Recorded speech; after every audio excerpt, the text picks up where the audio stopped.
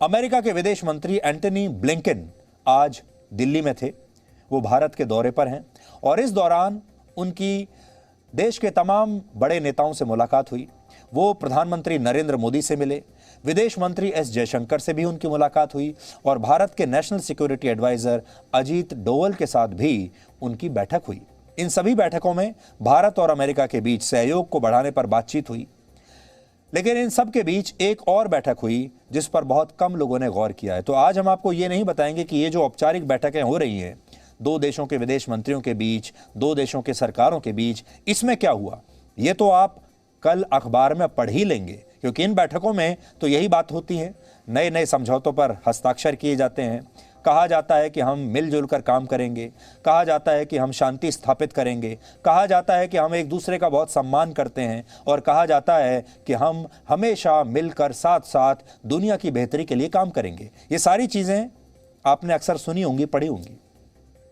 लेकिन आज हम जिस बैठक की बात करना चाहते हैं, जो हमें चुभ रही है, ये आज उनके दिन की सबसे पहली बैठक थी और ये बैठक एंटनी ब्लिंकन और भारत की सिविल सोसाइटी के लोगों के बीच हुई।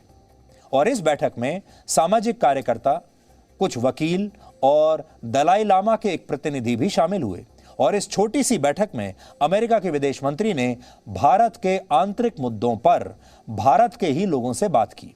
और जानते हैं ये मुद्दे कौन से थे जो वो भारत के लोगों से जिन पर चर्चा करना चाहते थे?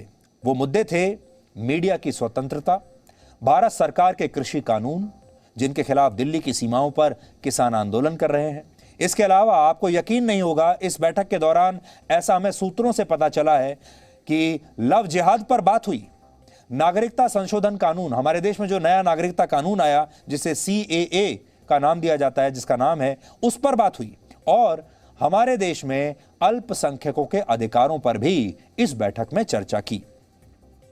ये वो मुद्दे हैं जिनका अमेरिका से कोई लेना देना नहीं है। अमेरिका एक अलग देश है, भारत एक आजाद स्वतंत्र देश है, हमारा अपना अलग संविधान है और हम एक लोकतांत्रिक देश हैं। लेकिन एक निरीक्षक या एक मॉनिटर की तरह, एक सरपंच की तरह अमेरिका के विदेश मंत्री यहां हमारे ही देश में आते हैं, हमारे ही देश के कुछ लोगों को अपने पास बुलाते हैं और भारत के आंतरिक मुद्दों में ना सिर्फ दखल देते हैं बल्कि इन मुद्दों को लेकर अमेरिका का रुख भी साफ करने की कोशिश करते हैं। आज जो हम जानना चाहते हैं वो ये कि भारत में कृषि कानूनों को लेकर अमेरिका का रुख कौन जानना चाहता है? भारत में लव जिहाद के मामलों को लेकर अमेरिका क्या सोचता है, ये किसने अमेरिका से पूछा है? भारत में नए नागरिकता कानून को लेकर मीडिया को कितनी स्वतंत्रता है, इसे लेकर अमेरिका किस हैसियत से यहां पर अपनी बात रखने के लिए आया है और लोगों से मिल रहा है? यह अमेरिका की बहुत पुरानी आदत है जिसमें वो अपनी ऑफिशियल विजिट को एक तरह के औचक निरीक्षण में बदल कर रख देता है। ऐसा बताता है जैसे वो किसी देश के औचक निरीक्षण पर आया है और यह बताने की कोशिश करता है कि किस देश का लोकतंत्र कितना स्वस्थ है और उसमें कितनी कमियां हैं। और ये सारे अमेरिका के जो नेता हैं, ऐसा लगता है अपने साथ सर्टिफिकेट लेकर घूमते हैं। पहले ये सब चेक करेंगे और अगर ये संतुष्ट होंगे तो फिर ये उस देश को एक सर्टिफिकेट देकर जाते हैं कि हम आपके काम से खुश हैं। इस बार वो हमारे लोकतंत्र को सर्टिफिकेट देना चाहते हैं और अमेरिका के विदेश मंत्री ने भी इसी परंपरा को आज आगे बढ़ाया है, जिस पर हमें बहुत आपत्ति है। अमेरिका ने खुलकर इसके बारे में कुछ नहीं कहा है, ना ही विदेश मंत्रालय ने उनके कुछ कहा है, ना ही हमारे विदेश मंत्रालय ने औपचारिक रूप से इसके बारे में, इस बैठक के बारे में कुछ भी कहा है।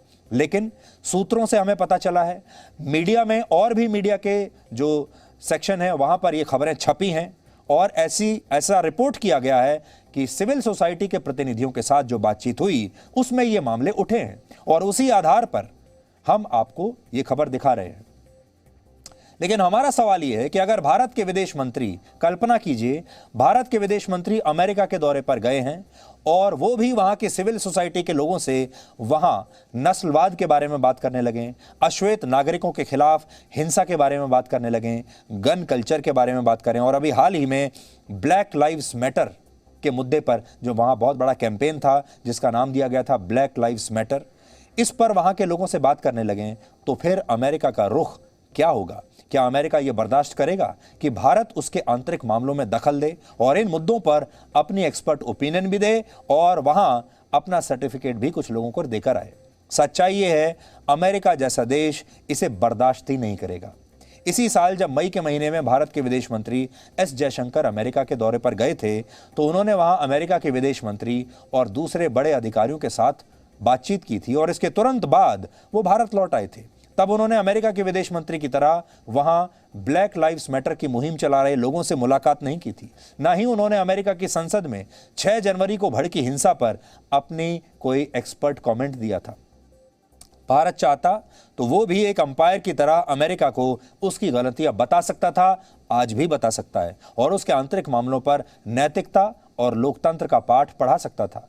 लेकिन हमारे देश ने ऐसा कभी किया नहीं, क्योंकि भारत जानता है कि किसी देश के आंतरिक मामलों पर उपदेश देना उस देश की संप्रभुता को चुनौती देना जैसा होता है। लेकिन अमेरिका इस बात को समझता नहीं।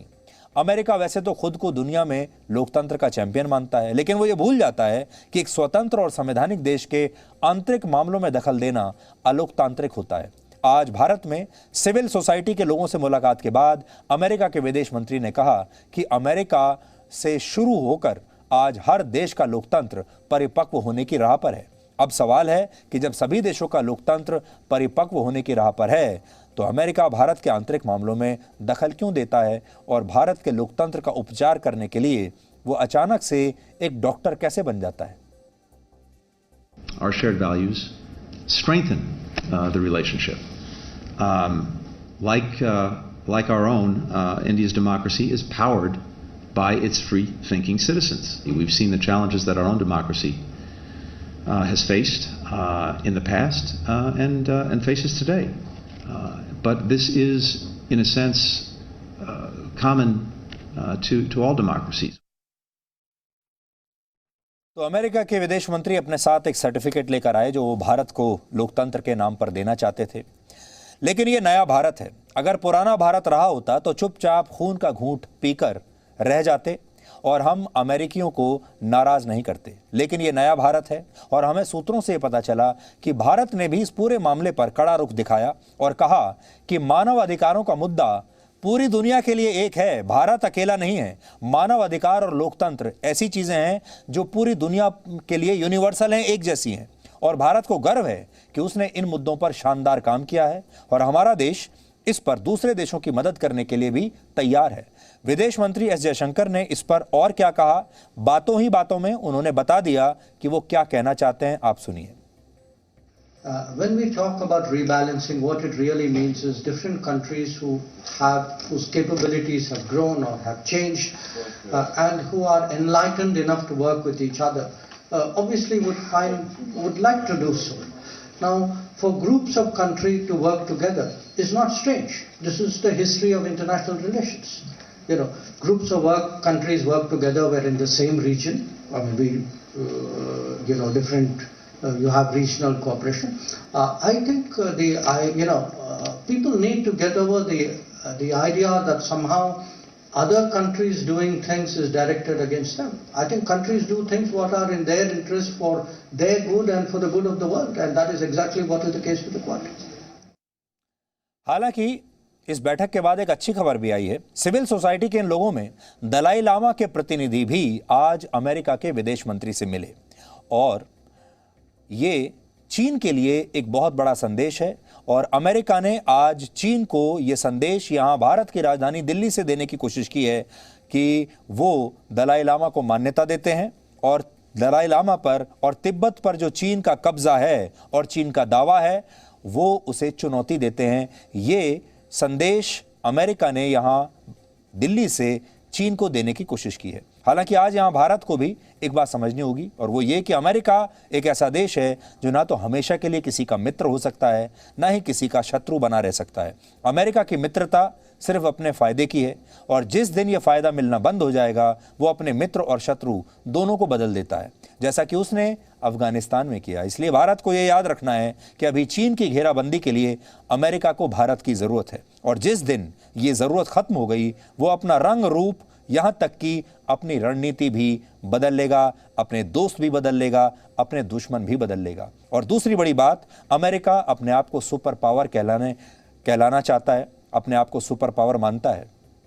लेकिन अफगानिस्तान में अमेरिका की जो फौज वहां पर तैनात थी, अमेरिका की सेना की जितनी बुरी हालत हुई और कैसे वो तालिबान को इतने वर्षों में भी काबू में नहीं कर पाई, कैसे वो अफगानिस्तान के संकट को मिटा नहीं पाई और आखिरकार वहां से उसे जाना पड़ा। ये इस बात का बहुत बड़ा सबूत है कि अमेरिका न तो सुपर पावर है और ना ही अमेरिका की सेना दुनिया की सर्वश्रेष्ठ सेना है, क्योंकि अमेरिका के पास इतनी बड़ी सेना थी और उनके सामने एक तालिबान जैसी ऐसी सेना थी जो संगठित नहीं है, जो कि एक संगठित सेना नहीं है। और फिर भी अगर इतनी बड़ी सेना दूसरी असंगठित सेना को हरा ना पाए तो यह उसकी हार मानी जाती है।